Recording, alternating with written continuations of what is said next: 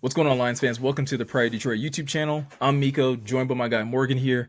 Now, Morgan, last time we got together, we broke down and gave grades to the Lions coaching staff. This week, we're back once again to do the same thing, but this time we're going to take a look specifically at the offense and specifically talking about the offensive players. But last week, we had a lot of good things to say about Ben Johnson and just the job he did with this group as a whole. And I don't know about you, but I'm expected to give out a lot of high grades when it comes down to each, part of this offense.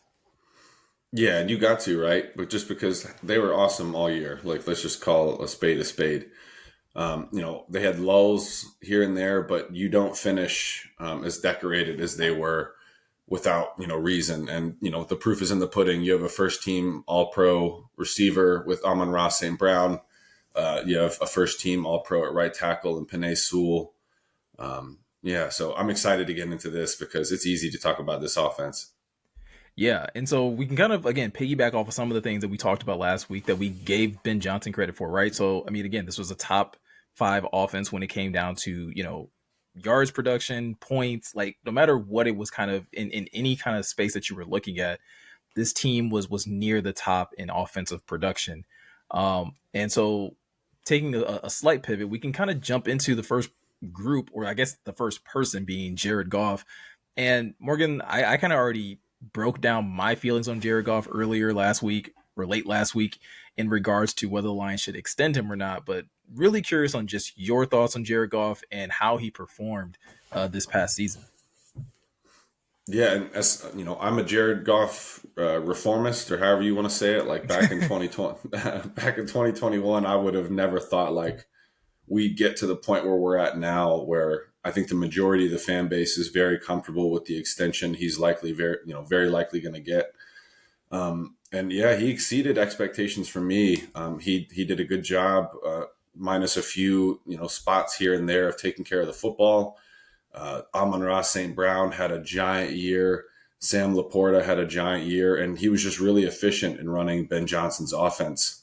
And not to take anything away from Goff, like it wasn't just like I hate this narrative that he's a system quarterback, because he's shown you now in 2 different occasions that he's really good. It really doesn't matter the system; he can make all the throws, and he really did it all. What about you?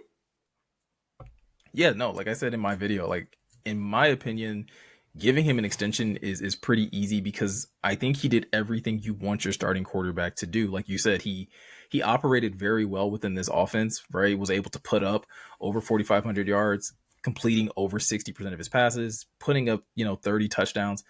Yes, the interceptions took a tick up, but again, it's very rare that a quarterback is going to finish the season in single digit turnovers. So that's kind of a wash in my opinion.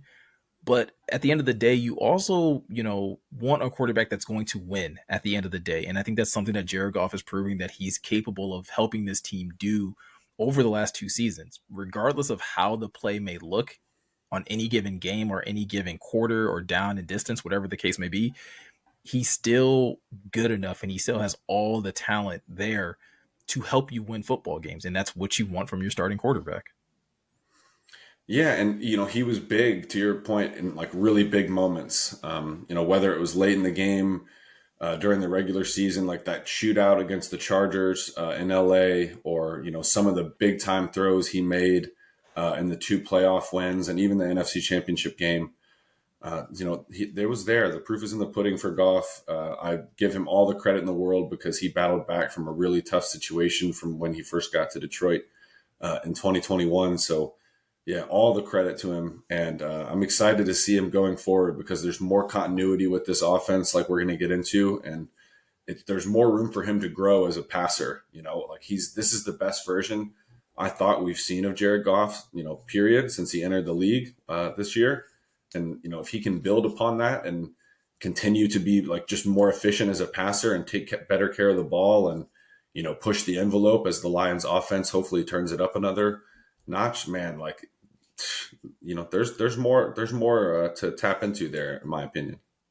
Yeah, absolutely. So for me personally, like I give Jared Goff an A. I think like I was telling you before we jumped on here and started recording, I bounce back and forth between an A or an A minus, but I'm not gonna ding him for doing things poorly that I just don't think are in his skill set. There are things that Jared Goff just will never kind of do well, and I'm fine with that. So for me, I think it's still a strong A for me. Yeah, I'm gonna have to be right there with you as an A. And like, I loved your point when you said like dinging him for something that that's not in his repertoire. So like, yeah, what's the point in doing that? And he hit every wicket that I think most fans had laid out for him before the season. Like look at the line. They won the North, won two playoff games, were just short of appearing in the Super Bowl. So, and Goff was a big part of that. So yeah, definitely an A. All right. So with that said, Morgan, let's move on to like the next part of this offense. And I kind of like packaged these two together because I think they're very reliant on each other, and that's the offensive line and the running game. Uh, let's start with the offensive line first. This is like we kind of have said it throughout the season. This is the engine that makes this offense run. When you're talking about Panay Sewell, Taylor Decker, Frank Ragnow, Jonah Jackson obviously dealt with some injuries, but then Graham Glasgow as well. This was a group that still found ways of making it work despite injuries, despite some tough matchups. And I walked away from this season even more impressed than I have, even though we've seen this group perform so well the last couple years. Yeah, and yeah, that's a good point. And the offensive line definitely took it to another level. Panay just is, in my opinion, like in the conversation for the best offensive lineman in football right now. I'm obviously biased, but I think a lot of smart football people would put him right there with the Trent Williams of the league, Lane Johnson, Tristan Wirfs. So yeah, he took another step. Frank, second team All Pro. Decker had a really great season, like one of his best since entering the league at Ohio State. And yeah, they dealt with a lot. So credit to Hank Fraley, the offensive line coach for the Lions. I mean, Yeah. because they dealt with, Frank was missing time here and there and not practicing, all the time during the week just for him to rest from his many ailments. Jonah missed time at left guard, so you had a rookie in Colby Sorsdal out of William and Mary transitioning from playing tackle to guard. So, that was tough. And then Coyote Iwashika, excuse me, had some good stretches of ball, but then, some oofs at the same time, just because they don't get a ton of reps, man. We talked about it. The football really there needs to be another league, like a developmental league for the NFL. So where offensive and defensive linemen can cut their teeth more. So there is better depth, because it's lacking across the league, but that's a conversation for another day. But yeah, you have to give the offensive line their roses because they dealt with quite a bit, changing, and, they faced some really talented fronts. And for a lot of the season, they were just dominating the line of scrimmage. And they were a huge part of the reason, a huge part of why the Lions were so good on the ground, right? And I can't wait to talk about Yeah. the running backs here in a second, too. No, and I was gonna say, like, well, I mean, I'll give my grade for the offensive line. For me, it's an A minus, and like you said, it's not for any of like those top 3 to 4 guys, right? When you look at Decker, Sewell, Ragnow, I think Graham played so much better than I think a lot of us probably thought he would. I think we all kind of had this feeling that he could have competed for the starting job, but I think once he got it, still played above what I even thought he would Yeah. play.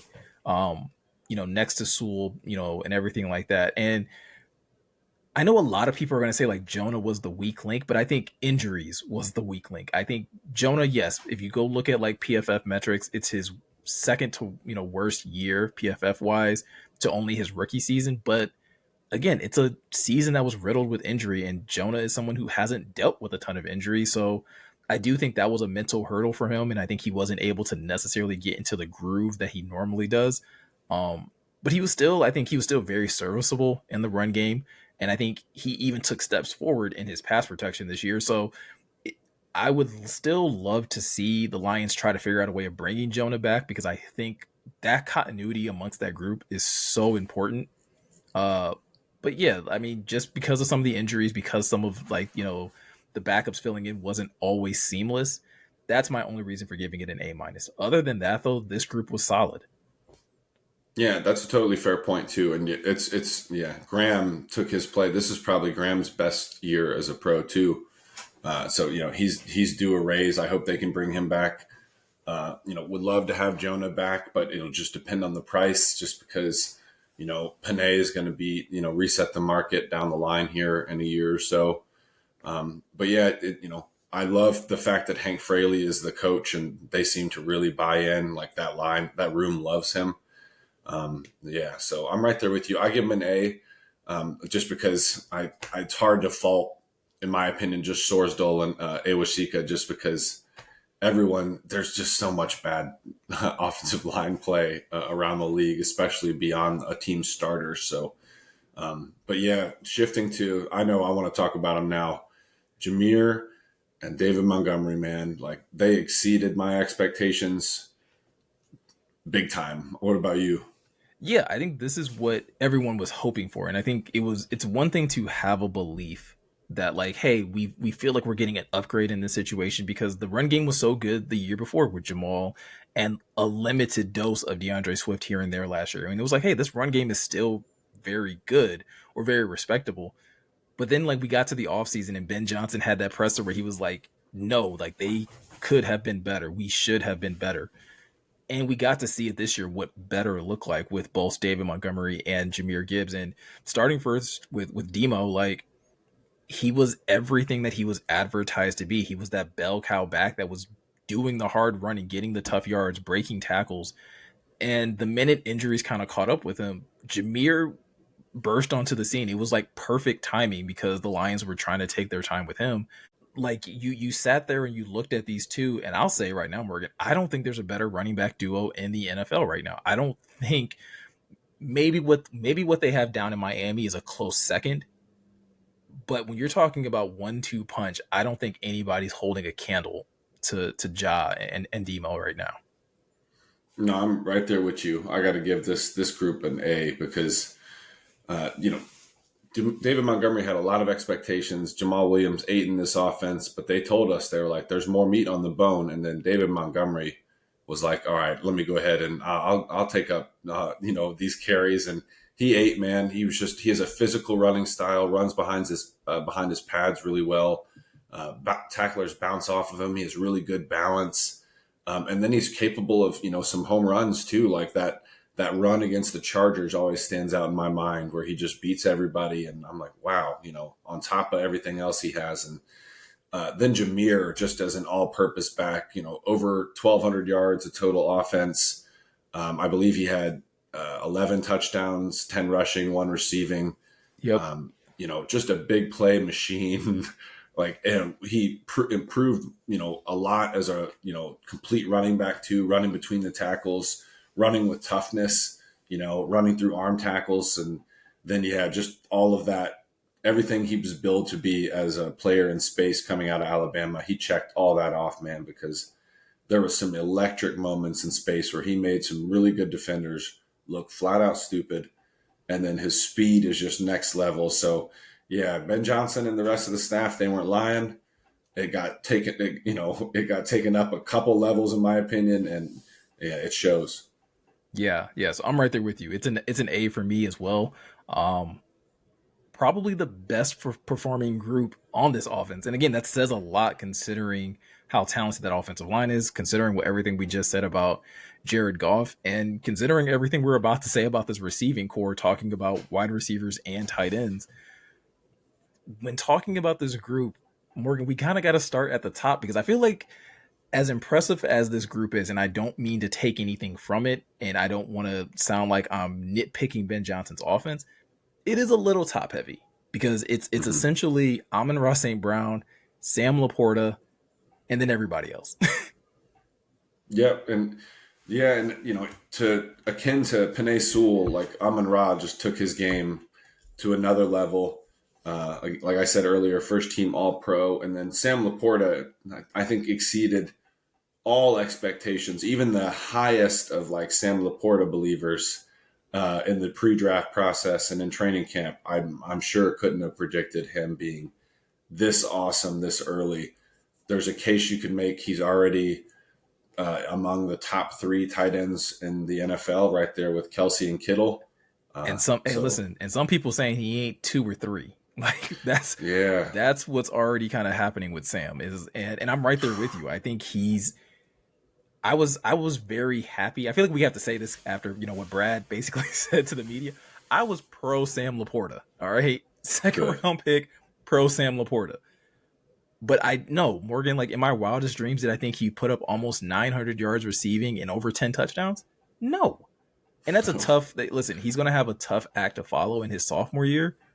But this year, dude, passed with flying colors. Like it's incredible to see what he did, and nothing about his play looked fluky, right? No, no, it's very replicable. Like from the tough catches across the middle, making defenders look silly on the outside. As a move tight end, as a receiver for all intents and purposes, and then they used him in a myriad of different ways as a blocker, like on wham concepts where they have him running across the formation to seal off a defensive end. As a lead blocker, sometimes like they would use him and St. Brown in similar roles, like where you have Laporta and Sewell, or Laporta and St. Brown, like as lead blockers for either Jahmyr Gibbs or David Montgomery. So yeah, they use them in a bunch of different ways, and they're definitely integral to the offense. And that's what's so cool about Ben Johnson coming back, because now they have another year of experience under their belt and an offseason to cook up specific concepts for Sam Laporta, who we've talked about a ton, Amon-Ra St. Brown, who we've talked about, and then Jameson Williams, who finished the season really, really strongly. And we talked about it before we got on. Um, you know, Showed that he was a complete receiver, was making the tough catches in the intermediate parts of the field, running a complete route tree, blocking his butt off too, just like the rest of the skill position guys. You can tell Antoine Randall, the receivers coach, they take pride in their blocking in the run game, and it shows. So yeah, this group gets another A to me, and I know people are like, "Wow, y'all gave all A's," but this offense was awesome. What do you want from us? So I was gonna yeah, say like the nitpicking would come in is that like again it's a little top heavy, right? I mean you get so much damage done by Amon-Ra St. Brown, and I want to just backtrack to that a little bit.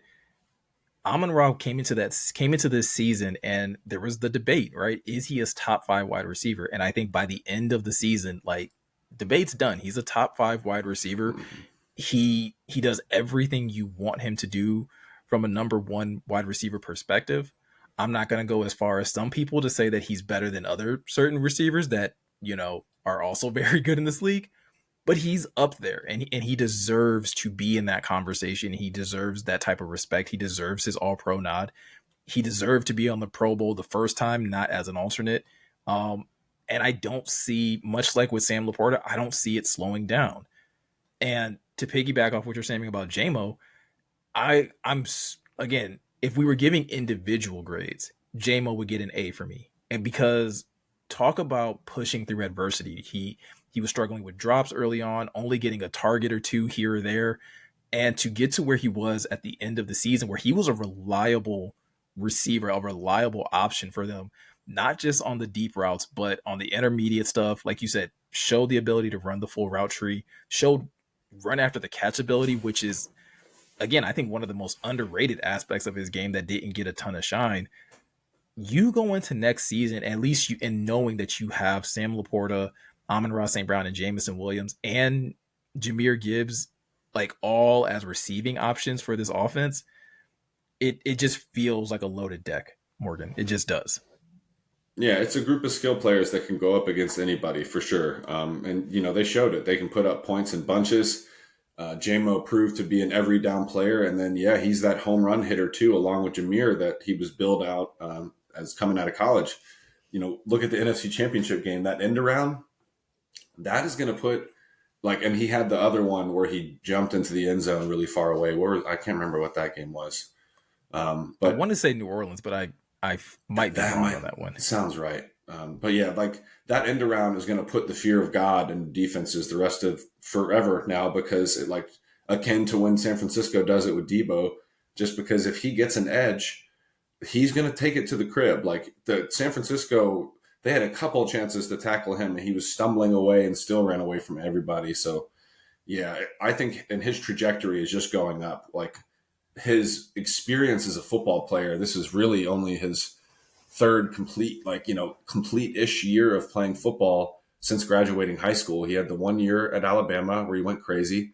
He's had injuries, to start his professional career. Then he had the suspension, got lifted, had a soft tissue injury. Like you said, came on a little bit slow, just had some drops, and then, but eventually worked through it, man. I give Antoine Randall, another position coach that we're giving flowers to, give him all the credit because, yeah, JMO came on strong, to your point, Miko. So, yeah, I'm right there with you. I'm excited for this group going forward. Yeah, and not to overlook anyone, I also do want to like I think we also do got to give some credit to Josh Reynolds, Khalif Raymond, James Mitchell, Brock Wright.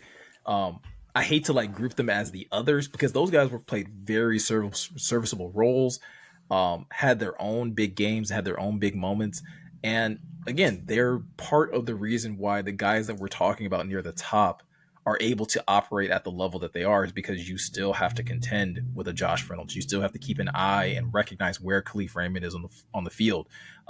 You get too locked in on Sam Laporta, and next thing you know, Brock Wright or James Mitchell are taking these little pop passes and getting first downs off of them. Again, highlights how well Ben Johnson does with the tools that he's given, but it just also highlights how well this team is constructed offensively. Yeah, great points, Miko. And to the Josh Reynolds bit, I was, we're starting our free agent profiles at Pride of Detroit on the website, and I was looking at Josh Reynolds, and Josh only had 3 drops during the regular season. 32 of his 40 catches went for first down. So I know he had a tough NFC Championship game with the 2 big drops, but he was a reliable pro for the rest of the year and a damn good run blocker too. So yeah, great point. And yeah, they're not the others because I really like James Mitchell's traits as both a pass catcher and a run blocker next to Sam Laporta next year. Like that's a nice young duo. And you bring Brock Wright back, that's a good trio. So yeah, right there with you. And they're young, they're developing, and if you add a player or two, you might really be cooking with something. Yeah, absolutely. So speaking of which, we kind of did this in the last video, and we can kind of this will be the last question. We can leave it here. If there's one thing, Morgan, that you would like to see this offense improve on going into next season, what would it be? Mm, mm. That's tough because they were so good everywhere. Right? Dang. Maybe just producing some more shot plays that like aren't like just gimmick, like not gimmicky, like just not a trick play, but someone just beating somebody downfield and connecting on a Yeah. deep shot, whether it's JMO, St. Brown, Laporta, just some more of those. I know that sounds greedy because I feel like they had a ton of big plays, but what about you? No, I was actually going to say the exact same thing. It's like I want to see some more explosives because I think you to your point about what like when you were talking about the end around to JMO, I think you just need more plays like that sprinkled in games just to keep that fear of God into people so that things that happened in like the Minnesota game or even the Chicago game where like people start to feel like, oh, we can just sit on some of these routes and just wait for Jared Goff to make mistakes. If there's more like anticipation that like no, like at any given down and distance, they could take a shot and burn us for 30, 40 yards. I think that is the one thing this offense is missing. And I don't necessarily mean that it has to be a pass play. It could definitely be happen on the ground because like we just talked about, God knows this run game is amazing. But I just think like they need to, if they can find a way to manufacture more of those plays, this offense that is already top five worthy can really start to contend for number one, number two spot in the NFL, in my opinion. Yeah, that's a good point. And you have that threat of being beat deep or someone getting an edge and taking it to the house. So yeah, you have that happen, and I do think you have less instances to your point of when Chicago or Green Bay got on the offense during in those 2 losses.